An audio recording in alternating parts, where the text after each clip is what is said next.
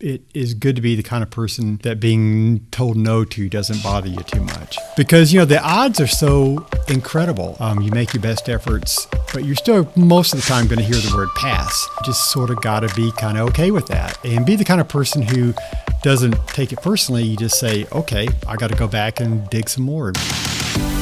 Hi, everyone. Thanks for stopping by the Nashville AIMP Pubcast. I'm your host, Michael McAnally-Baum. I'm the secretary of the Nashville Association of Independent Music Publishers, and I'm the president of Smack Songs.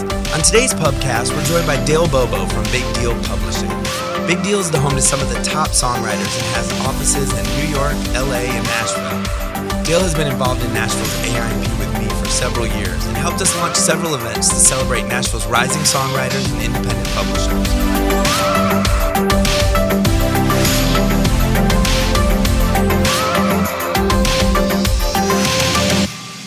I was at Warner Chappell for a long time. It was originally Chappell and her song. Warner Brothers Music bought Chappell in 1988. I made the transition, and then I just worked my way up from there. I started out just doing tape copies, then song plugging. Then I became head of creative, and then 2003 I took over running the Warner Chappell office in Nashville, and I was there till 2009. After that, I went to Chrysalis, and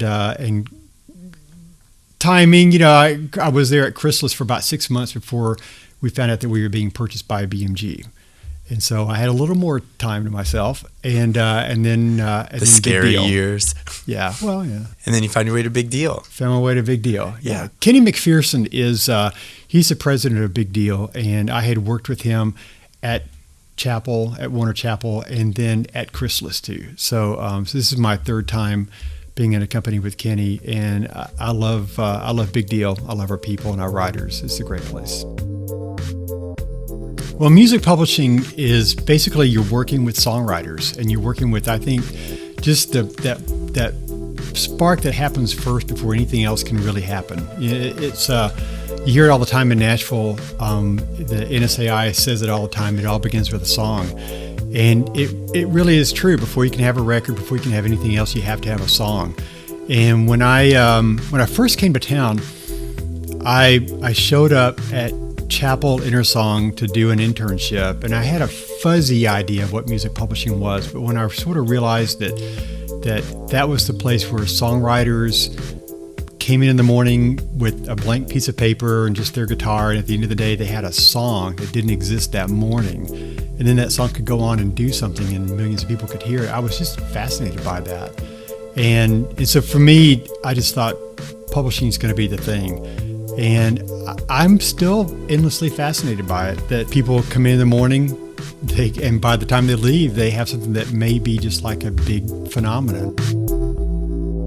One thing I always say about song pluggers, it is good to be the kind of person that being told no to doesn't bother you too much. Right. Because, the odds are so incredible.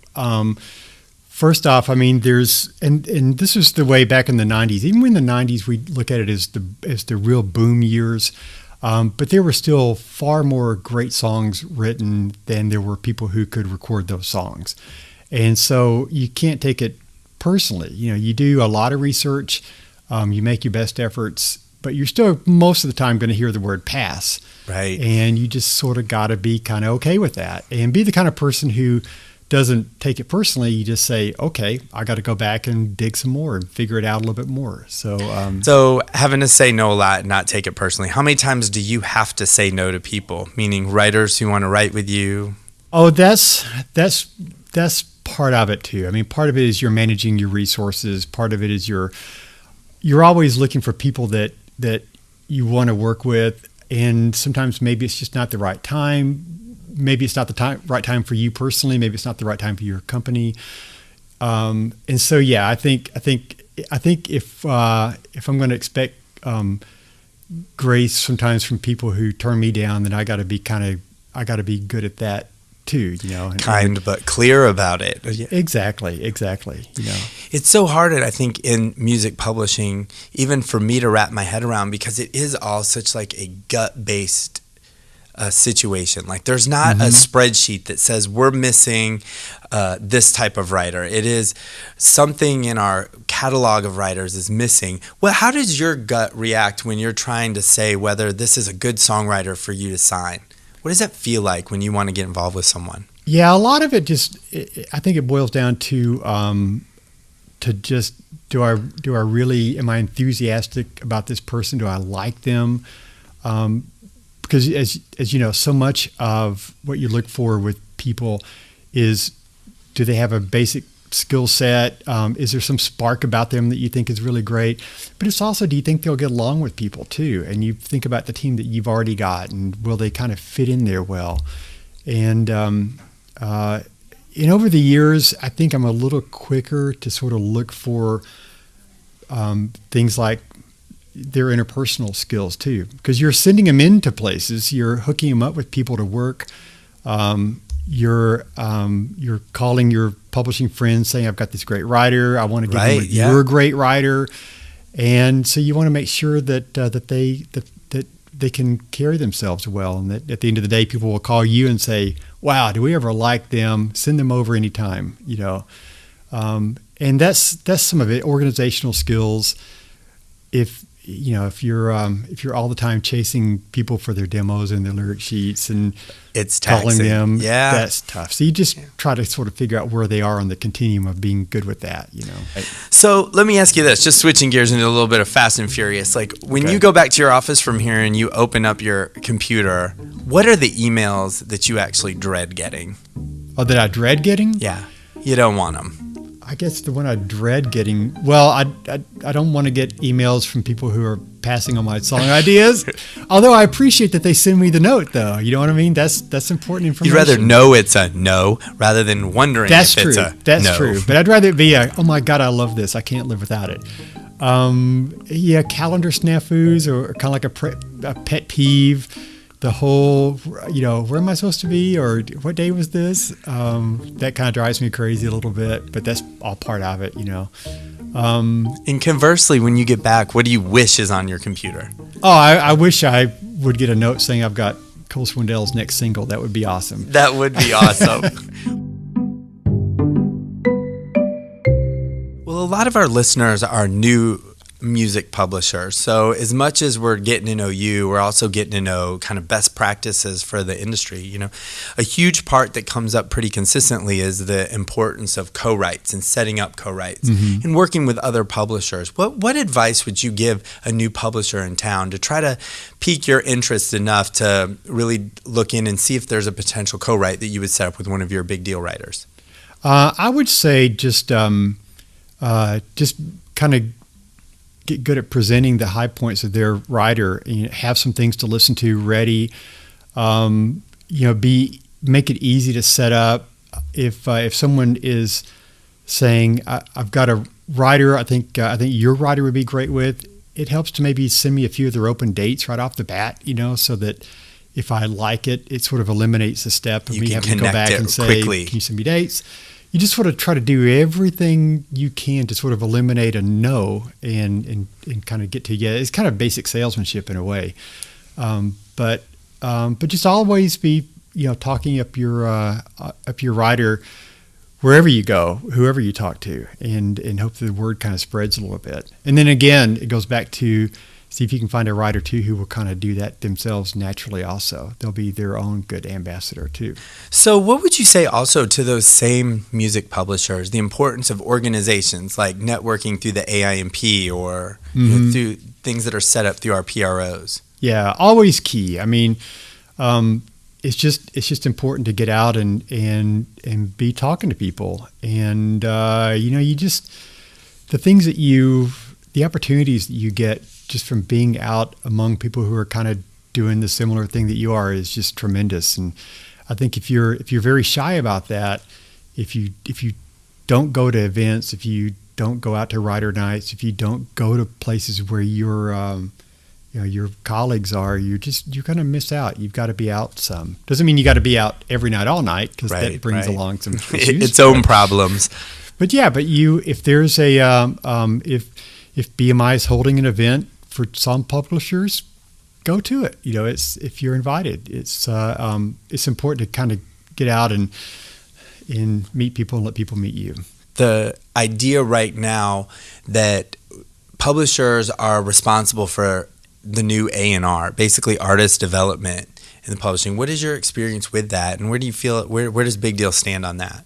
Well, I think these days, if you're a music publisher, you've definitely got to know about artist development, be thinking about it. I don't subscribe to the notion that, because I hear people say this once in a while, the record labels don't do artist development anymore. Well, they've always done artist development. That's what they do,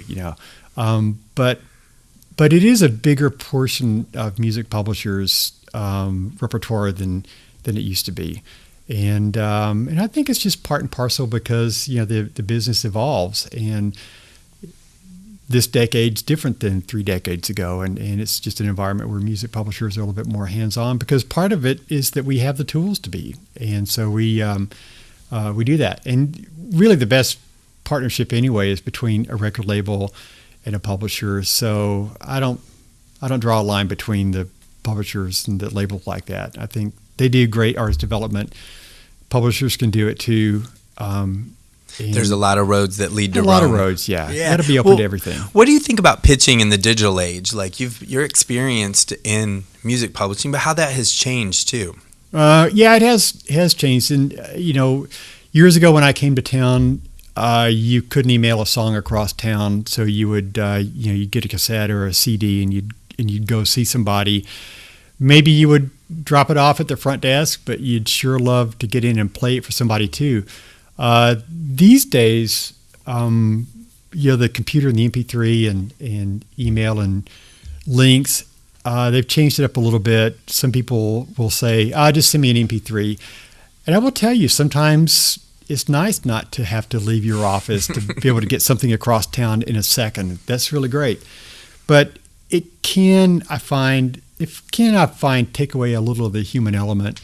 I still enjoy going to see like Chris Lacey at Warner Brothers and having a meeting with her, I think is great. Well, you get to have the experience of sharing music together, which sometimes can get lost. And you have no control over how a listener is hearing a song. They could be hearing it through their computer speakers or, in a surround sound. There's a huge difference in the way a song gets actually played. Yeah, there's nothing that beats actually sitting down with someone in person and talking to them about music and artists and your writers. It's the best. Yeah, you talk about like Chris Lacey, very respected A&R at Warner Brothers. How important are those relationships? Like, what are things that you do to not only get in the door from these decision makers, these A&R people, but how do you keep those relationships going?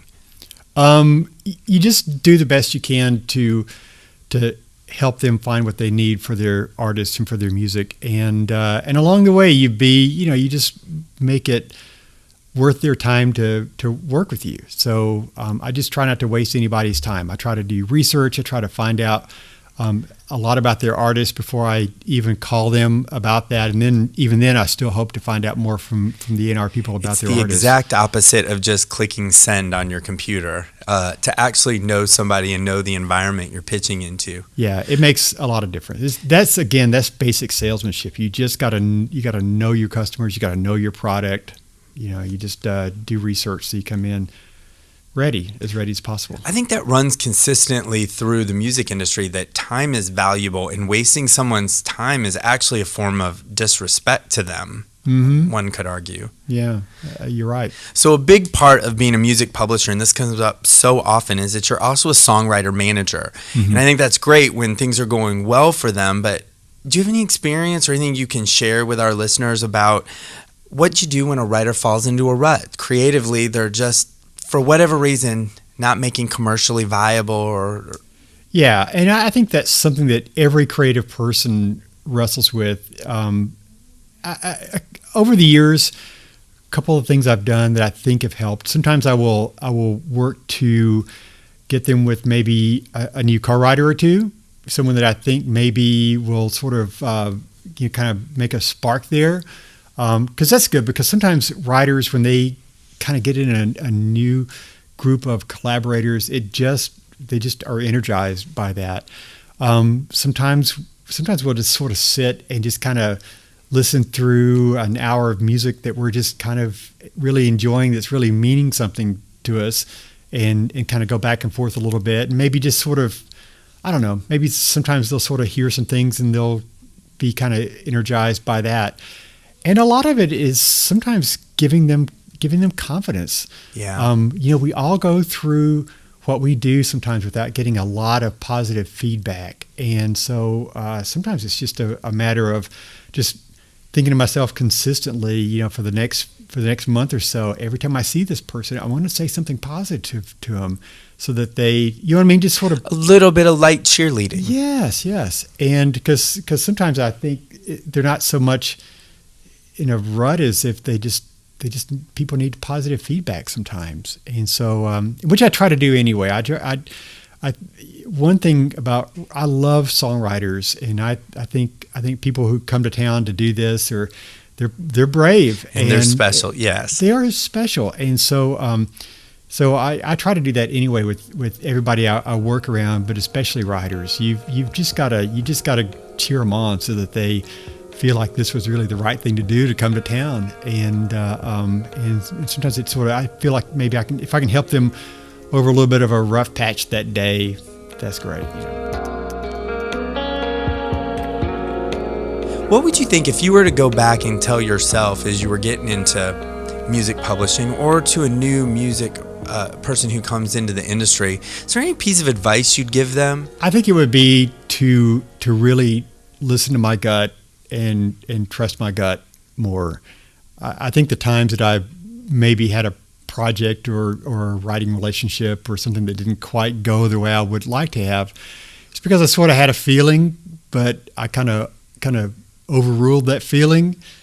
And then, of course, it turns out later on that, I had the feeling. I think you're talking about like when something feels off. Is that full admission here? Michael McAnally Baum at Smack Songs has this same problem. Like if something's not feeling great, like what is it? How do you go about rectifying that? Like now with your experience. I think it's just very important to really, I think, just calm down a minute. Just calm down and really think about, okay, what am I really feeling here? And because I think a lot of us, maybe a few of us more than others, sometimes have a tendency to kind of talk ourselves into things, or just say, I think it'll be okay because I think I've observed this and I still want to see it happening, even though you don't really feel it. And you really gotta feel it. And this is a funny business because it's, I tell people all the time, you gotta be okay with ambiguity. You gotta be okay with not really having a playbook. And even if you did have a playbook, it changes so fast in this town. But ultimately, what feels right and feels wrong, I think that just stays, and you really got to pay attention to that. One of the things I've enjoyed about being new to Nashville too, and in my 5 years, is also getting to meet people like you who I instantly liked, but have grown to respect in the process.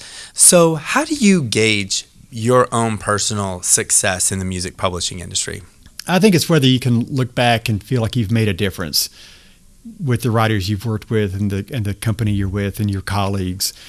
I love it when anytime a writer gives me any bit of appreciation for anything I've done. I just think that's the best, and that tells me that I'm doing something right.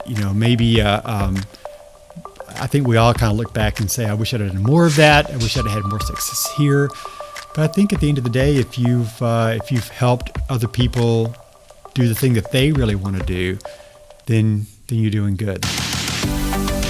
This Nashville AIMP Pubcast was brought to you by our friends at Anderson Benson Insurance, experienced, locally owned brokers who take a creative approach to simplifying insurance and risk management. These guys are relationship people, and they have the experience to understand all the aspects of our ever-changing industry. They prepare all their clients, including me, for their next level of success. I have all my insurance accounts with them, and Anderson Benson is an important part of my team. I have cell phone numbers if I have questions, and they're always available to help. Look them up at andersonbenson.com.